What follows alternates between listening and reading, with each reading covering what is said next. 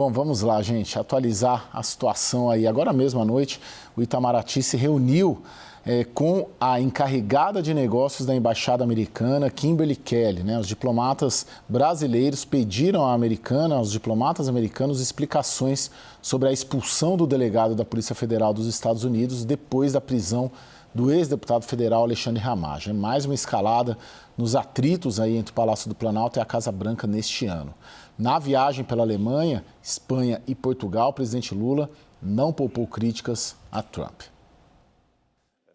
O presidente Lula terminou nesta terça-feira o giro por 3 países europeus da forma como começou, deixando claro suas diferenças com o presidente americano Donald Trump. Lula declarou não ser possível permitir que o mundo se curve ao comportamento de um presidente que pode fazer guerra, taxar produtos ou punir países por meio de e-mail ou das redes sociais. E nesta terça, usou da ironia para criticar o americano. O que a gente vê todo santo dia, declarações, que eu não sei se brincadeira ou não, o presidente Trump dizendo que já acabou com 8 guerras e que ainda não ganhou o Prêmio Nobel da Paz. Então é importante que a gente dê logo um Prêmio Nobel para o presidente Trump para não ter mais guerra. Aí o mundo vai viver em paz, tranquilamente. Os 2 presidentes chegaram a ensaiar uma reaproximação no final do ano passado, mas a guerra no Oriente Médio redirecionou o foco do republicano e outras pedras apareceram no caminho. A mais recente foi a prisão do ex-deputado federal bolsonarista Alexandre Ramagem. O político e ex-diretor da ABIN no governo Bolsonaro é considerado foragido no Brasil, mas nos Estados Unidos espera pela análise de um pedido de asilo. Após sua detenção pelo Serviço de Imigração, ele foi solto sem sequer pagar fiança. Em um comunicado, o Departamento de Estado sugeriu que o Brasil manipulou o sistema de imigração para contornar pedidos formais de extradição e prolongar o que chamou de caças bruxas. Por fim, pediu a expulsão do agente da PF responsável pela detenção de Ramagem, condenado no mesmo processo de tentativa de golpe de Jair Bolsonaro, que o governo Trump vê como uso do judiciário para perseguição política. O governo brasileiro vai substituir o oficial alvo da oposição e dos americanos, mas a animosidade não pegou nada bem no Planalto. Como de costume, o Brasil sempre lembra haver o princípio da reciprocidade. No caso, a eventual expulsão de oficiais americanos. Acho que se houve um abuso, americano com relação ao nosso policial, nós vamos fazer a reciprocidade com o dele no Brasil. Não tem conversa, ou seja, nós queremos que as coisas aconteçam da forma mais correta possível, mas nós não podemos aceitar essa ingerência e esse abuso de autoridade que algumas personagens americanas querem ter com relação ao Brasil. Outra preocupação ao Brasil é o avanço da investigação comercial americana sobre supostas más práticas comerciais brasileiras. Entre os alvos, o sistema do Pix e decisões do Supremo envolvendo Big Techs. O temor da gestão Lula é que a investigação seja utilizada para impor tarifas. O receio é de que novas barreiras comerciais causariam descontentamento nos setores agropecuários e industriais, o que poderia atingir a imagem de Lula em pleno ano eleitoral. Ao mesmo tempo, demonstrar manter uma boa relação com Trump tem o potencial de neutralizar discursos bolsonaristas. Doutor Vladimir, o senhor é dos maiores especialistas nesse assunto, foi secretário de Cooperação Jurídica Internacional na Procuradoria-Geral da República, enfim. Do que você tem de informação e nós temos de informação, na sua percepção, quem está errado nessa história? Ou nós atravessamos uma linha que não deveríamos ter atravessado lá, ou o governo americano, de fato, atravessou uma linha que não deveria ter atravessado nessa operação. Qual a sua percepção com as informações que nós temos até agora? Boa noite, Caio. Boa noite, Daniel, Lorival, os telespectadores. É um tema um pouco complicado, não é, Caio? Veja que nós estamos diante de uma situação em que uma cooperação policial parece ter dado errado. Nós temos uma longa tradição do Brasil e dos Estados Unidos em cooperação internacional em matéria policial, seja para obtenção de informações de inteligência, seja para operações conjuntas e também para a captura de foragidos. E pelo que nós temos na mesa até agora de informações, parece que houve um equívoco da polícia, no caso desse delegado que estava nos Estados Unidos, no encaminhamento da pretensão brasileira, tendo em vista a existência de um pedido de extradição. Isso é importante que nós entendamos, Caio, porque se há um pedido de extradição, esse pedido ele tem preferência sobre qualquer outra medida de captura de foragidos, quem quer que seja, e essas medidas podem ser, inclusive, de natureza migratória, né? Nós temos uma série de episódios em que pessoas que estavam no exterior, nos Estados Unidos, no Paraguai, na Bolívia, em Moçambique também, foram capturadas e devolvidas ao Brasil por medidas migratórias. Isso é usual, não é nada estranho que tenha se tentado isso em relação ao ex-deputado Ramagem. O que não pode acontecer, e aí é que entra um aspecto que me parece equivocado, é entender que estas medidas migratórias podem ser tomadas quando há um pedido de extradição formal feito pelo Estado brasileiro, como foi feito nesse caso. E é daí que vem a reclamação do governo dos Estados Unidos, naquele tweet que se tornou motivo de controvérsia, que o Brasil teria tentado dar um balão, dar um drible no procedimento extradicional. Então, na verdade, se eu me entendi, o senhor me corrija se eu estiver errado, doutor, o Brasil não poderia ter tentado deportar o Alexandre Ramagem, sendo que havia uma preferência por uma análise de um processo de extradição já em curso. É isso? Normalmente o que é que acontece? Quando se pretende pegar um fugitivo no exterior, a polícia brasileira pode usar essas medidas migratórias. Nós não podemos fazer isso daqui para lá, mas de fora para o Brasil isso é possível, depende da jurisdição de cada país, da lei de cada país. Nesse caso, como já havia um processo de extradição, um requerimento de extradição feito pelo Brasil aos Estados Unidos, há aqui uma série de garantias maiores, mais potentes para o acusado, para a pessoa procurada. Essas garantias estão ligadas ao cumprimento de uma lei, que é o tratado. O Tratado do Brasil e Estados Unidos é dos anos 60 e ele tem alguns requisitos, algumas formalidades que devem ser observadas. E esses requisitos, essas formalidades dizem respeito ao que nós chamamos de devido processo legal extradicional. Então não se pode adotar uma via paralela quando há um pedido de extradição em curso, sob pena de nós ingressarmos naquilo que se chama de extradição disfarçada, que é um tema que é estudado há muitos anos pelo direito internacional. Eu mesmo, como professor de direito internacional, costumo dar muitas aulas sobre esse assunto.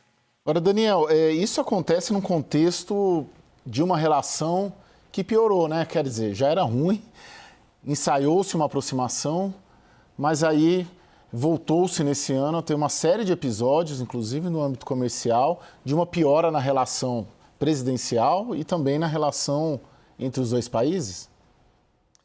Caio, em janeiro de 2025, o chefe da SECOM, o marqueteiro do Palácio do Planalto, Sidônio Palmeira, disse que estava começando o segundo tempo do jogo, deste mandato de Lula, e que era a hora, nesse segundo tempo, de ganhar o jogo. Em meados do ano, julho, agosto, com aquele discurso da defesa da soberania, o bolsonarismo e a direita tiveram seu pior momento do ano passado e deste ano, e o governo colheu os maiores benefícios político-eleitorais em termos de avaliação, de popularidade, de aprovação com aquele discurso de defesa da soberania. Depois vieram inúmeros problemas e essa melhoria em meados do ano passado deixou um sentimento de nostalgia no Palácio do Planalto. Uma esperança de que resgatar aquele discurso pode trazer dividendos eleitorais num cenário que se complicou muito, em que Lula muitas vezes não é mais considerado o favorito. Lula, de verdade, se aproximou de Trump, rolou aquela boa química depois do encontro quase fortuito, no fundo desejado por ambas as partes na Assembleia Geral da ONU e depois na Malásia. Mas o fato é que depois disso o governo brasileiro, muitas vezes com o próprio dedo do presidente da República, tem tentado cutucar um pouco. É aquele jogador que, num jogo mais tenso, tenta fazer catimba, tenta provocar o adversário. E já provocou de diversas formas, negando visto para que o funcionário do Departamento de Estado que cuida do Brasil Desk pudesse vir ao Brasil, tomando uma atitude considerada pela administração Trump hostil aos interesses americanos na reunião da Organização Mundial do Comércio em Camarões, e agora também provocando muito em falas referentes ao Irã, à guerra, à Casa Branca. Tudo isso para dizer que, do ponto de vista político, não cairia mal para o Palácio do Planalto uma tarifa, porque a tarifa permitiria de volta a retomada desse discurso de defesa da soberania, com custos econômicos, mas com extração de dividendos políticos. Lorival, você apostaria que essa decisão da expulsão, retomando ela para cá, ela foi técnica ou foi política? Tem muita gente achando que foi política, que foi influenciada pelo Departamento de Estado, pela ala ideológica do governo Trump. Qual que é a sua percepção em relação a esse episódio específico? Bom, a decisão sobre extraditar, ela tem um componente político, né? Ela tem uma questão jurídica, técnica e tem também uma questão política. E esse governo, Trump, e sobretudo o Departamento de Estado, considera que esses indivíduos acusados de tentativa de golpe no âmbito do bolsonarismo são perseguidos políticos. Essa é a visão do governo Trump.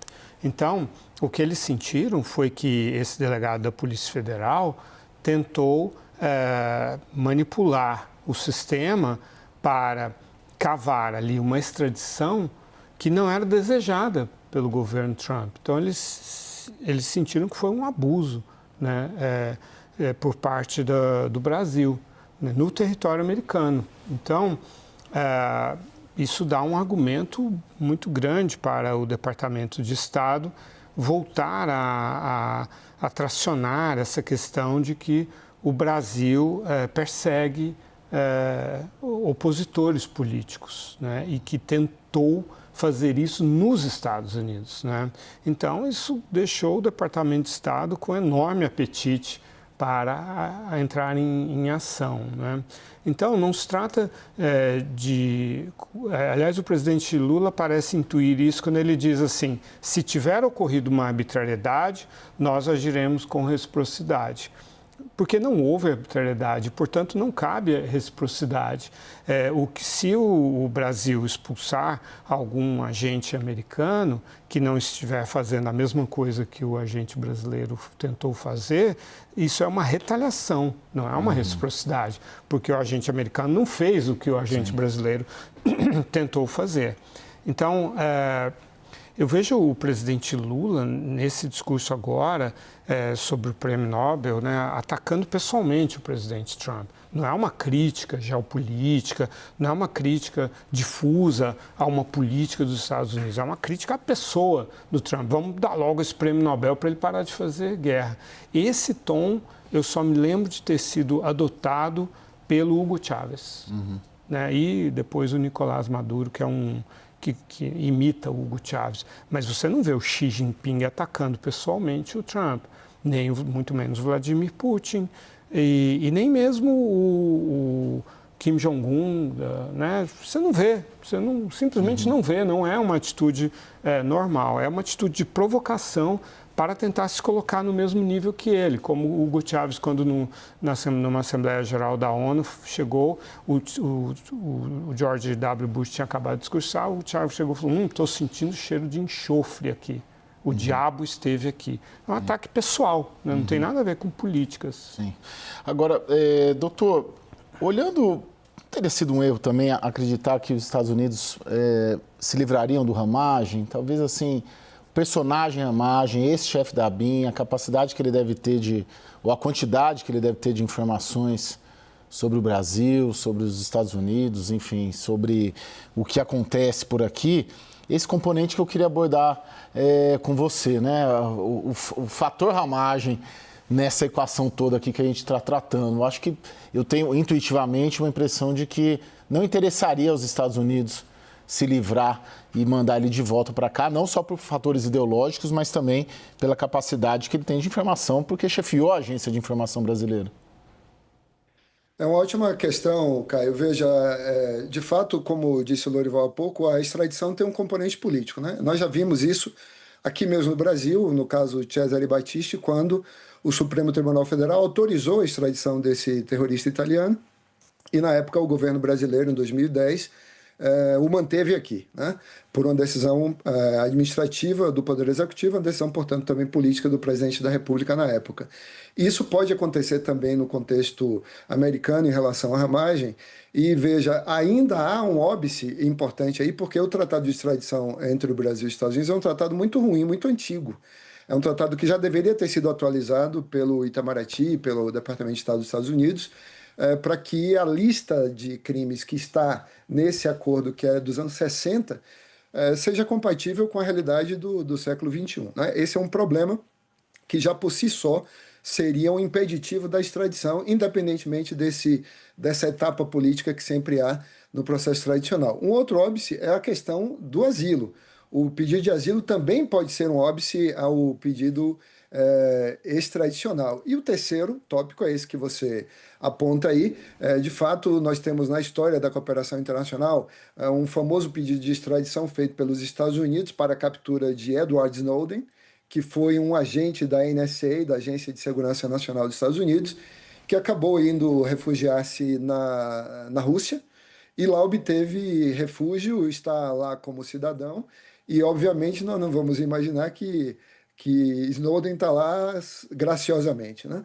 É possível que situações como essa, fazendo uma especulação aqui dentro da rota usual de acesso a informações privilegiadas que podem ser portadas por pessoas que tiveram posição importante no Brasil, como teve o ex-deputado e diretor da ABIN, Ramagem, que seja interesse dos Estados Unidos mantê-lo lá para uma futura extração de informações ou obtenção de informações num relacionamento que se pode construir no campo de ex-profissionais de inteligência, um ex-profissional de inteligência com órgãos de inteligência dos Estados Unidos. Então, esse é um aspecto que deve ser levado em conta, além desses outros dois que eu mencionei, que tornam o retorno dele ao Brasil bastante difícil. É muito pouco provável que o Supremo Tribunal Federal, e eu digo isso como professor de Direito Nacional, não como procurador, ressalto isso, que o Supremo consiga obter a extradição de Ramagem ou mesmo uma deportação, ainda que no futuro governo dos Estados Unidos. Agora, só para finalizar, eu vou te pedir uma brevidade, doutor, para eu poder chamar um intervalo. O quanto que um episódio como esse afeta a cooperação entre Polícia Federal, ABIN, FBI, a CIA? Eu trabalho com isso há alguns anos, né?